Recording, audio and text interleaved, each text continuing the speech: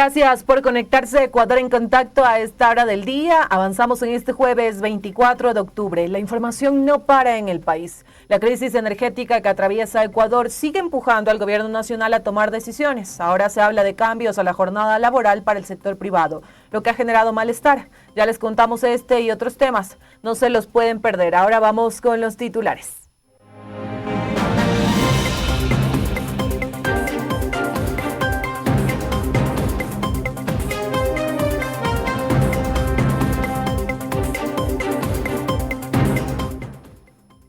Organizaciones sindicales consideran denunciar acuerdo ministerial denominado pico y placa eléctrico. Tribunal analizó el impacto de la deuda que mantiene el Ecuador con el FMI y el Banco Mundial. Pavel Muñoz remitió a la Asamblea 2 propuestas en el marco del debate de la ley en materia energética. Ya regresamos con la ampliación de las noticias.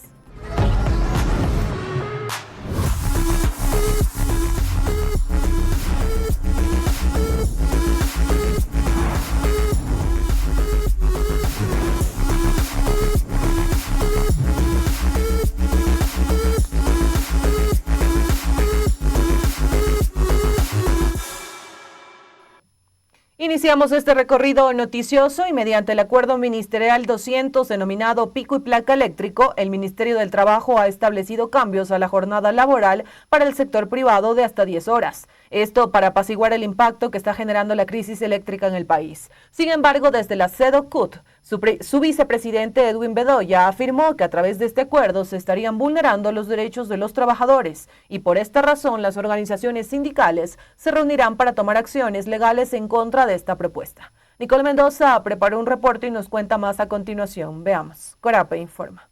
Y el país integra. El pasado 22 de octubre, el Ministerio del Trabajo anunció mediante un comunicado en redes sociales sobre un acuerdo ministerial que regula la jornada laboral en el sector privado para disminuir el impacto en las empresas debido a la crisis energética. Este acuerdo, denominado Pico y Placa Eléctrico, establece horarios de hasta 10 horas laborales durante 4 días a la semana, permitiendo que trabajadores y empleadores lleguen a un consenso. Sin embargo, Edwin Bedoya, vicepresidente de la Confederación de Organizaciones Clasistas Unitarias de Trabajadores, CEDOCUT, afirmó que este acuerdo estaría vulnerando los derechos de la clase trabajadora a costa de los beneficios del sector empresarial. Lo otro, el decreto básicamente viola los derechos constitucionales y los derechos del Código de Trabajo. El artículo 47 del Código de Trabajo determina que la jornada obligatoria es de 8 horas y de lunes a viernes, no más. ¿Cómo un Ministerio del Trabajo sin inspección laboral, con una institución plagada de corrupción, puede comprobar que la situación de las empresas es este decreto lo que requiere?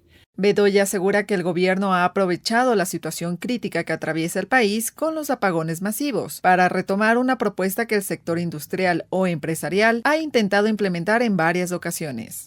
Si ustedes ven el acuerdo 200, prácticamente si reeditamos al pasado, es lo mismo que planteaba el sector empresarial hace varios años, es decir, reducir la jornada o aumentar la jornada de trabajo en 4 días y trabajar sábados o domingos. ¿Qué decíamos en esa ocasión? Que lo único que buscaban es no pagar las horas extras y ir a instigar el tema del trabajo forzoso, que es lo que se está más o menos cometiendo. Según señala este acuerdo ministerial, los cambios en la jornada laboral estarán vigentes mientras dure la crisis energética, una afirmación que para el vicepresidente de la CEDOCUT no está clara, ya que no establece un límite de tiempo.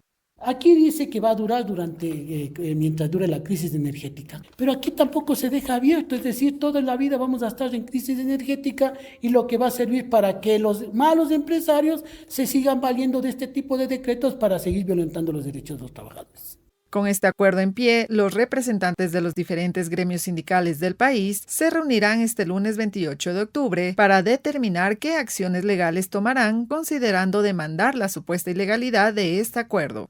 Reportó Nicole Mendoza, Corape informa. Y el Ecuador se integra. Seguimos con noticias y en este mismo contexto la ministra de Trabajo, Ivonne Núñez, se refirió al acuerdo ministerial para la modificación de la jornada laboral. Además, desmintió que en Cuenca haya existido despidos durante la crisis eléctrica. Sus declaraciones llegan gracias a nuestros compañeros de Radio Católica Cuenca. Veamos. El acuerdo ministerial tiene un número que es el número 200. Es la ciudadanía la que de manera creativa le ha denominado pico y placa.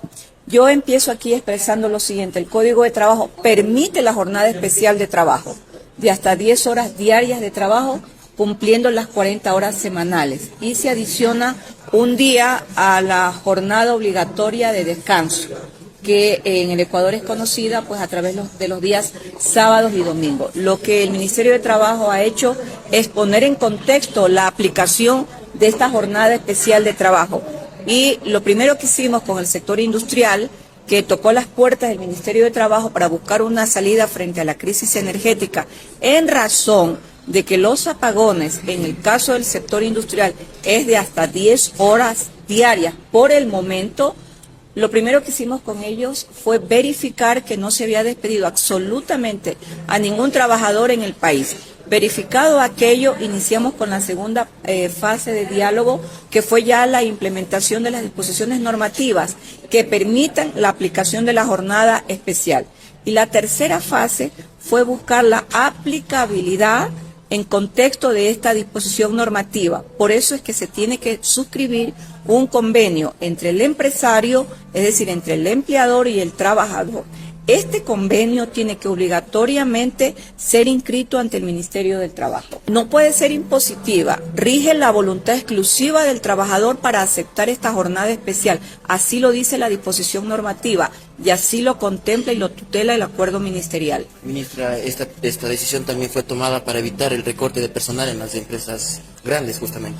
Mire, la semana pasada circularon en redes sociales de que en la ciudad de Cuenca las 3 grandes empresas habían cerrado sus puertas y que también se había desplazado a miles de trabajadores a las calles. Yo, mi solidaridad permanente para la ciudad de Cuenca. Eso no ha sucedido. Hay que entender el contexto político que vive el país. Nosotros vivimos un contexto electoral y hay muchos ecuatorianos que de verdad le desean el mal al país y a los ciudadanos. Yo he verificado las 3 grandes empresas de la ciudad de Cuenca el día de ayer. Y lo he verificado desde la semana pasada a través de los registros y con la presencia de los inspectores. En la ciudad de Cuenca no se ha cerrado ninguna empresa y no se ha despedido a ningún trabajador. Todo lo contrario, se están contratando en esta etapa, que es la etapa de fin de año, a más trabajadores. El día de ayer, hasta el día de ayer, hemos suscrito más convenios de empleabilidad. Continuamos y contarles que el tema de un posible fideicomiso para garantizar la generación eléctrica del país, la importación de gas e incentivos a las empresas que utilicen su propio generador eléctrico son algunas de las observaciones que se pidieron se incluyen en el texto para segundo debate de la ley económica urgente para impulsar la iniciativa privada en la transición a energías renovables. Rolando Goyes preparó un reporte y nos cuenta más a continuación, así que veamos. Corape informa. Y el país se integra. La Comisión de Desarrollo Económico recibió la mañana de este jueves algunas comparecencias para continuar con el informe para segundo debate de la Ley Económica Urgente para impulsar la iniciativa privada en la transición a energías renovables. De la misma manera, analizó las observaciones hechas en el primer debate de esta normativa y que puedan ser incluidas en el texto final. 2 puntos son en los que se centraron el análisis de los integrantes de esta mesa legislativa: la creación de un fideicomiso y regular la importación de gas. Así lo dijo Valentina Centeno, presidenta de esta comisión. Este fideicomiso estaría presidido, de acuerdo a la postura de gobierno, por la banca pública, algún banco público, puede ser el Banco del Pacífico o la CFN, y se va a encargar de manera transparente, hacer que se cumplan las condiciones de los contratos de concesión, las tarifas, los plazos, que se pueda realmente pagar con una prelación de pagos y que los inversionistas privados tengan la seguridad de que después de apostar por el Ecuador, después de pasar por la burocracia y de hacer inversiones millonarias en nuestro país, puedan ellos tener el pago que les corresponde de acuerdo al contrato. Lo que no concuerda el asambleísta de la Revolución Ciudadana, Blasco Luna, quien considera que de darse este fideicomiso hará que el gobierno deje a un lado la inversión pública en la producción de energía para garantizar el pago de quien invierta en el sector. Señala de que la prioridad será el pago a privados. Lo que va a terminar pasando es que ¿quién va a cubrir ese costo? Nosotros lo que queremos es señalar de que si esa es la figura, que sea el Estado, a través de un recurso que venga del presupuesto general del Estado, garantice ese pago, pero que no se afecte el costo de la planilla energética, porque en definitiva afecta a la difícil situación que ya viven los ecuatorianos del día de hoy. Pedro Velasco, en cambio, es optimista que se pueda aprobar este informe y con esto ir solucionando a largo plazo lo que está pasando en el país. Lo que pretende es garantizar a las partes, no solamente a uno, no solamente el sector privado, sino las partes, de que tengan por lo menos esa confianza del retorno y de la recuperación de lo invertido. Según lo anunciado por la presidenta de la legislatura, Viviana Veloz, el debate de esta normativa sería este lunes 28 de octubre de manera presencial, pero esto depende que el informe apruebe la Comisión de Desarrollo y de inmediato se entregue en la presidencia. Reportó para Ecuador en Contacto Rolando Goyes García. Corapé informa. Y el Ecuador se integra y avanzamos en este espacio, amigos y amigas, y a través de sus redes sociales, el alcalde de Quito, Pavel Muñoz, informó que remitió a la Asamblea Nacional 2 propuestas en el marco del debate del nuevo proyecto de ley en materia energética, que se analiza en este espacio. Promover que los municipios, como el de Quito, amplíen sus capacidades de generación eléctrica aprovechando la infraestructura y los recursos disponibles es una de las propuestas de Muñoz. Vamos a escuchar parte de sus declaraciones. El presidente de la República ha enviado una ley para enfrentar la crisis energética que vive el país. Y enviado el día de ayer tanto a la presidenta de la Asamblea como la presidenta y vicepresidente de la comisión donde se trata ese proyecto de ley, que se tome en consideración algunos elementos más bien formales, pero 2 son elementos de peso, de fondo. El uno tiene que ver que se estimule, se fomente, se nos permita de manera más amplia y de manera más decidida a los municipios que ya hacemos generación eléctrica que podamos incrementar esa oferta de generación eléctrica. El caso de Quito, por ejemplo, genera 40 megavatios. Mal haría la ley solamente estimular que sea el sector privado el que pueda hacer autogeneración o incluso venta de energía al sistema interconectado, sino que también los municipios lo podamos hacer. Nosotros, por ejemplo, estamos planteando que con los 40 megavatios que generamos se cubra mínimamente, que de hecho en la cantidad de generación se lo puede hacer para la cantidad de demanda que tenemos de 3 servicios esenciales. Número 1, agua potable. Hemos llegado a un acuerdo. Yo quiero agradecer aquí a la empresa eléctrica, a la Autoridad Eléctrica Nacional también, porque hemos pedido, por ejemplo, que no se corte los primarios donde se encuentran plantas de bombeo de agua que abastecen a los barrios altos de la capital de la República. Además, ¿con qué argumento? Si nosotros estamos generando, esta demanda debe cubrirse con la generación que nosotros estamos haciendo. Segundo, Metro de Quito. Esa demanda pues, de energía que Metro de Quito utiliza cotidianamente está cubierta con la generación que nosotros hacemos. Y lo mismo para Trolebús, que al menos en el primer trimestre del próximo año será nuevamente 100% eléctrico. Así que este es un tema importante. Permítasenos a los gobiernos autónomos que utilicemos nuestros propios recursos. La basura, por ejemplo, es un recurso. El recurso hídrico de nuestros territorios es otro recurso con el que podemos hacer proyectos de generación. El segundo se refiere a la prohibición que debería haber para que en la constitución de fideicomisos en el sector eléctrico utilice recursos de terceros. Si así lo fuera a permitir la Asamblea Nacional, si lo fuera a permitir, debería quedar absolutamente claro de que no pueden ser parte de los fideicomisos los recursos que les pertenecen a los quiteños y quiteñas y de hecho a todos los ciudadanos que viven en las ciudades porque esos recursos les pertenecen a sus cantones. Pasamos de inmediato a otras noticias y una vez que el Pleno de la Legislatura no alcanzó los 92 votos para la censura y destitución de la ministra del Interior, Mónica Palencia, desde las bancadas legislativas se considera que este tema ya concluyó y que no cabe una reconsideración. Para otras está claro que existió acuerdos para no votar contra la funcionaria de Estado. A continuación, estas declaraciones, estos pronunciamientos llegan en el reporte de Rolando Goyes. Corapé informa. Y el país se integra. Opiniones diversas generó en Asamblea Nacional este jueves lo resuelto por el Pleno de no censurar y destituir a la ministra del Interior, Mónica Palencia, tras el juicio político que se dio en su contra la mañana y tarde de este 23 de octubre. Así, por ejemplo, para Construye, este tema está concluido y no cabe pedir una reconsideración de la votación, mencionó Jorge Peñafiel. Una decisión difícil, una decisión muy complicada para el movimiento, porque tenemos por un lado, repito, un intento de defensa de Jorge Glass y por el otro lado un intento de encubrir la impunidad y la ineficiencia de este gobierno en torno al tema de la inseguridad. En cambio, para la bancada de gobierno ADN, esto es un triunfo y demuestra que los funcionarios de Estado están trabajando, precisa Inés Alarcón. Vimos un triunfo del Ecuador en esta lucha que se lleva contra el narcotráfico.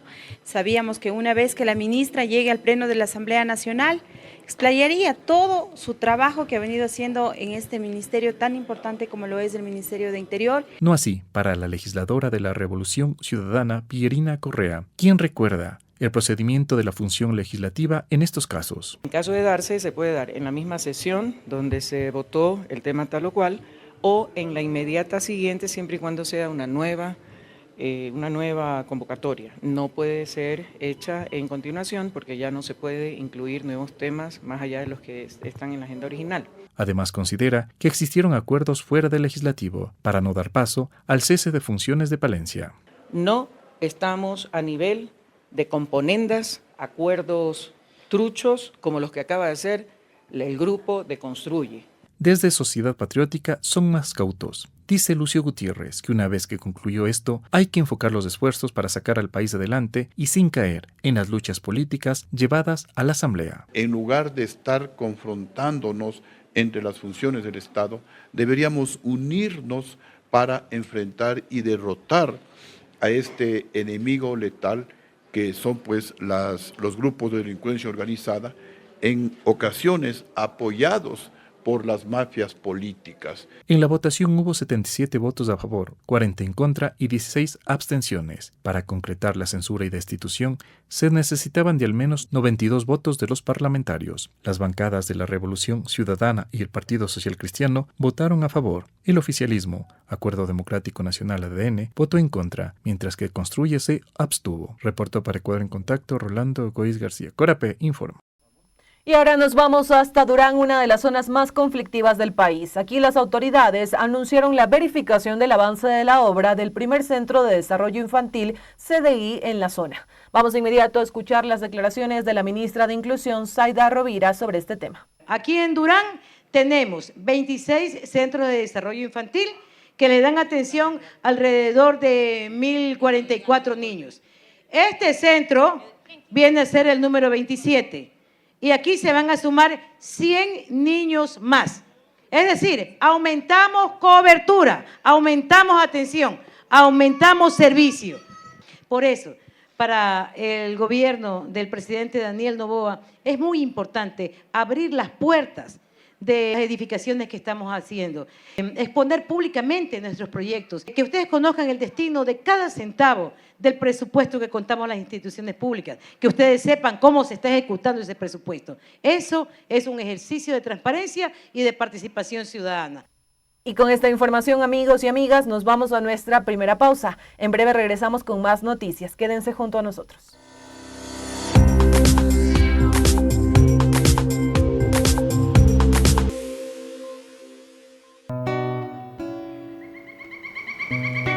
Conservar el ecosistema es un deber.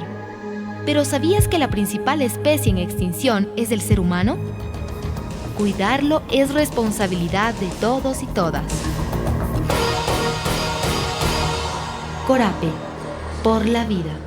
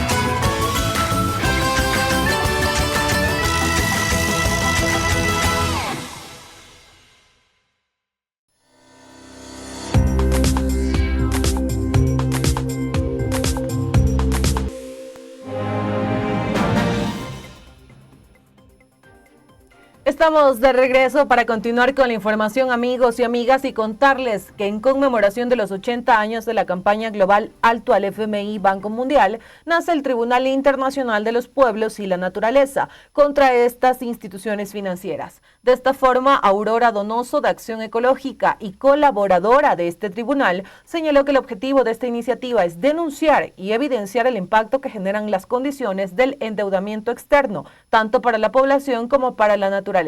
De inmediato el reporte con Nicole Mendoza. Atentos. Corape informa. Y el país integra. El Tribunal de los Pueblos y la Naturaleza contra el Fondo Monetario Internacional y el Banco Mundial reunió a varias organizaciones internacionales y movimientos sociales para dar inicio a la primera audiencia de este encuentro en Ecuador. El objetivo de esta iniciativa fue analizar las consecuencias de la deuda que ha mantenido el país a lo largo de los años con estas instituciones financieras. Así lo mencionó Aurora Donoso, de Acción Ecológica y secretaria de este tribunal.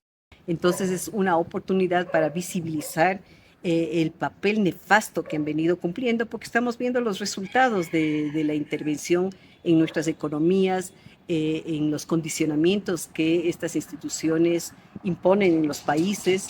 Vemos los niveles de pobreza que estamos viviendo, los niveles de violencia.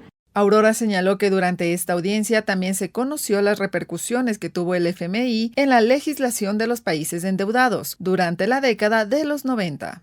En ese año hay una arremetida, digamos, de estas instituciones para cambiar la legislación de los países y ajustarlas a los intereses de las corporaciones transnacionales. Entonces vimos, por ejemplo, los créditos llamados de modernización del Estado, reformas a la ley de hidrocarburos para beneficiar a las empresas transnacionales petroleras. Otro de los temas que se abordó en este encuentro fue el capitalismo verde, un mecanismo propuesto por el FMI para mercantilizar la biodiversidad. Tienen la línea ya de fomentar el capitalismo verde. Eso es gravísimo porque implica la mercantilización de la naturaleza, la mercantilización de los mares en los mercados financieros internacionales, como ha sido el canje de deuda por la conservación de la Reserva Marina Galápagos. Ahí interviene el BID, por ejemplo. Para Aurora, este tribunal es de gran relevancia, ya que destaca no solo los efectos negativos de la deuda externa, sino también la impunidad de las empresas. Todos los casos son de impunidad, digamos, impunidad del papel precisamente del Fondo Monetario y del Banco Mundial, que se blindan para no poder ser acusados. Igual, ¿quiénes son los responsables nacionales e internacionales? Los gobiernos, por ejemplo, han quedado en impunidad, deben ser juzgados, deben responder. Esta primera audiencia se sumará a otras que tendrán lugar en varios países de América del Sur, en donde se recogerán los dictámenes que estarán a cargo de un jurado popular hasta noviembre de 2025, culminando este evento en la Cumbre de los Pueblos previa a la COP30 en Brasil. Reportó Nicole Mendoza, Corape informa. Y el Ecuador se integra y pasamos inmediato a otras noticias. Y el teniente coronel Jaime Herrera Abad de la subzona 11 de Policía en Loja informó que las autoridades policiales y fiscales están abordando un caso de secuestro de quien podría ser una autoridad provincial del Instituto Ecuatoriano de Seguridad Social, IES. No obstante, no se han proporcionado detalles adicionales sobre la coordinación de acciones en respuesta a esta emergencia. Mercedes Carrera estuvo en la rueda de prensa de la policía y nos trae el siguiente resumen de lo más importante que señaló el teniente coronel. Veamos. Efectivamente, nosotros conocimos de la alerta el pasado 13 de octubre. Inmediatamente la Policía Nacional abocó conocimiento. Estamos conjuntamente con la Fiscalía coordinando acciones y de esto ustedes entenderán por salvaguardar la integridad física, tanto el entorno familiar de la persona que se requiere, ¿no? Entonces estamos ya con la unidad especializada. Esa es la tarea ya específicamente de ellos en su profesionalismo que ustedes ya conocen, la unidad especializada, el prestigio que mantienen, y por obvias razones nosotros no tenemos acceso a esa información, ¿sí? Es con el propósito de dejar que ellos trabajen en coordinación con la Fiscalía en este caso. ¿Podemos confirmar, comandante, entonces que efectivamente el ciudadano se encuentra secuestrado? No conozco específicamente los pormenores. Insisto y soy muy claro, yo como Policía Nacional estamos activados conjuntamente con las unidades especializadas que están trabajando como eje preventivo nosotros para poder apoyar en la parte que ellos requieran, ¿sí? Son ellos, los especializados de la Fiscalía, quienes tienen ya la precisión, la información y son los únicos autorizados para dar cualquier tipo de información. Gracias a quienes se mantienen en sintonía de Ecuador en Contacto y contarles que los recortes de Milei dejan sin el 90% del presupuesto a las abuelas de la Plaza de Mayo, que buscan a sus nietos secuestrados durante la última dictadura militar argentina. La mayoría de ellos bebés robados al nacer en cautiverio y que hoy son hombres y mujeres de entre 41 y 48 años que viven con una identidad falsa. La DW en español nos cuenta un poco más acerca de esto en el siguiente reporte. Veamos. Que el gobierno de Javier Milei haya llamado curro o estafa a un subsidio que recibían las abuelas de Plaza de Mayo descalifica su trabajo, advierte su presidenta Estela de Carlotto. Esa palabra curro me cayó, pero terriblemente mal, porque una cosa que tenemos las abuelas es el respeto por todos, el dolor arrastrándolo tantísimos años y tratando de saber la verdad y encontrar los nietos que seguramente en algún lado del mundo están. De Carlotto cumple este martes 94 años. Desde los 48, cuando desapareció su hija embarazada, milita con las abuelas, que rescataron a 137 nietos robados por la última dictadura de Argentina. Hace 10 años halló a su nieto, ahora busca a otros 300 bebés apropiados aquí y en el extranjero. Pero el gobierno de Milei les quitó un subsidio de $2.300.000 anuales con el que cubrían el 90% de su presupuesto. Buscarán compensarlos con donaciones.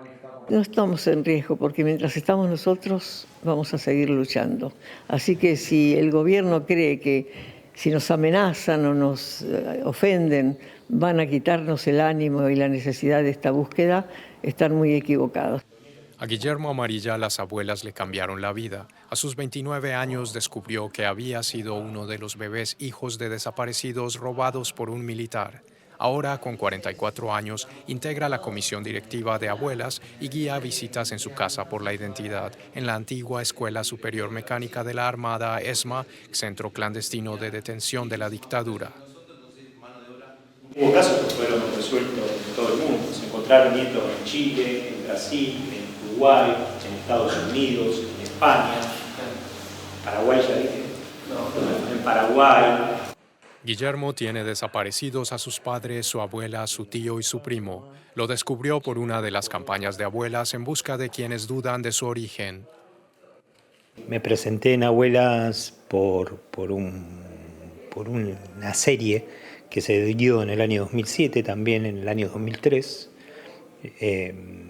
llamado Televisión por la Identidad. Vi un capítulo de esa serie, me convenció, me interpeló y me acerqué. Marcos Novaro es profesor de teoría política en la Universidad de Buenos Aires y autor del libro La dictadura militar. Explica que el gobierno de Milei desfinancia a las abuelas no solo por su meta de déficit cero. Todos estos gastos son innecesarios para Milei. Y ahí pagan justos por pecadores, porque el ajuste se practica, como él dice, ¿no? Con motosierra, no con bisturí, distinguiendo áreas de estos programas que pueden funcionar más o menos bien. Los organismos de derechos humanos además se han partidizado mucho. Pero Novaro destaca que las abuelas han sido efectivas en la restitución de identidad y por eso cuentan con respaldo social.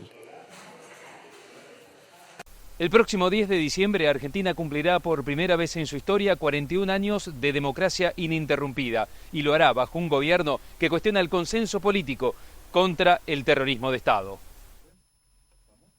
Amigos y amigas, y de esta manera estamos llegando a los minutos finales de Ecuador en Contacto en esta segunda entrega noticiosa. Gracias por acompañarnos, quedarse hasta el final y conocer estos temas que marcan la jornada en el país y por supuesto este reporte internacional desde Argentina. Nos despedimos de ustedes, la invitación a que sigan a través de esta plataforma Corape Digital TV y por supuesto se suscriban, así hacemos más grande esta comunidad de los medios comunitarios. Un abrazo fuerte.